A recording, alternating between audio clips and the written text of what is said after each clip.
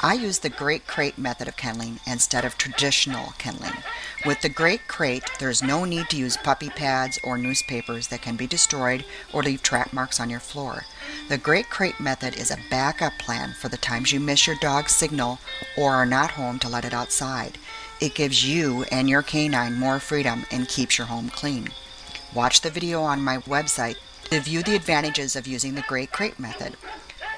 I teach the Alpha method of dog training and show you how to have a well-behaved dog using pack rules. My website has videos, articles, and podcasts showing you easy methods to train and care for your pooch. For example, what to look for when purchasing a dog. This article is posted on my website, www.ardyweb.com. I explain how to keep your pet healthy as natural as possible. I have experienced very few health issues since I do not inbreed, line breed, or overbreed. I understand that diet is key, and what you put into and on your pet is a factor that affects their health. By using the Great Crate method, I know exactly what's going on with each puppy. It's just like changing diapers. I teach you how to look for problems before they become major health issues and expensive vet bills by using your sense of smell, sight, and noticing behavior changes. Simple signs like noticing if your hound is drinking more or less water. I have written my own ebook, Ardy's Professional Tips for Companion Dogs. This ebook shows you how to detect and avoid health issues. The ebook is full of great information designed to save you time, effort, and money. The ebook can be purchased at the website to learn more about health care for your canine and about the secrets of dog training.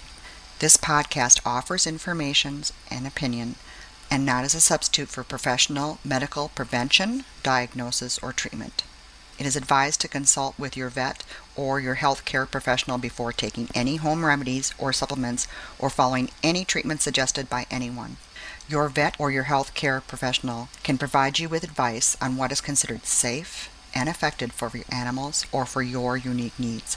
They can diagnose your animals or your particular medical history according to the rules of the government of the United States of America. If you'd like to order any of the products mentioned during today's podcast, visit www.ardyweb.com, ardyweb.com.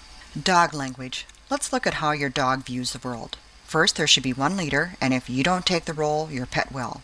Area's pack leaders need to establish power and control. Who gets to eat first? Who sleeps in the best spot? Who greets and checks out newcomers? Doorways, gates, entries, exits should all be controlled by the gatekeeper. Your dog cannot make sense of our confusing human world, and if you do not become the alpha leader, your pet will have behavior issues that can be very annoying. Excessive barking, walking you, not coming when called, and the list goes on. Some issues can be very dangerous. At least now you will know why your dog is behaving the way it is if you do not take the lead. Teach your dog that you are the leader of your pack and that your pet is last in line of all human members. When I train, I put on a harness with a cloth leash dragging behind. I can step on the leash and control the outcome of the training without chasing my four-legged creature all about. It is on each and every time I train until my dog thinks I have magic and follows my commands. Never feed your pet at the same level as a human. Do not make a place setting for your pet or feed it from the dinner table. If your pet demands food while you're eating, put it in its kennel, outside, or in another room. I eat in front of my dogs first. If I'm eating an apple, I'll make sure they know I'm eating first, and then I'll bite off a piece and feed it to my pet. I give it to them in their food dish and not from the kitchen table. This establishes boundaries and makes one of the pack rules clear. Who gets to eat first? Sleeping with your pet is allowed, but your dog should not have your pillow. Your pet should sleep below your shoulders. The pillow is one of the best spots and a spot the alpha pack leader should control. If you're going to allow your canine to be on the furniture, teach your pet to get down and get up on command. If my dog tries to get to the best spot first, the couch, I order it down by using the harness and leash to help me direct my pooch off the couch. Then I wait a couple of minutes. Now invite your pal back up. Your pet needs to understand it's by invitation only. This makes you the pack leader. Language your dog understands and respects. Put the harness and leash on and let it drape behind your pet in the house when you are expecting visitors. When the doorbell rings, step on the leash. Hold it behind you so your dog cannot greet first. If you like, you can make your pet sit and wait while you greet your guests first. Now let your pet say hi after you've greeted all your human guests first. The leader goes in, out of doorways, gates, etc. first, not your pet. Use the harness and leash combo, or simply block your pet from going first. I use the harness and leash to hold back my hound while going out the door first, and then I invite my dog out. Do the reverse going in. You go in first and then invite your pet in. The leader is controlling doorways. Humping is a dominant act, and there is no humping of humans. Your canine is trying to be the boss alpha. Humping of toys is allowed, and you can toss them into another room when company is present. I also use the rollover technique when there's humping involved with humans.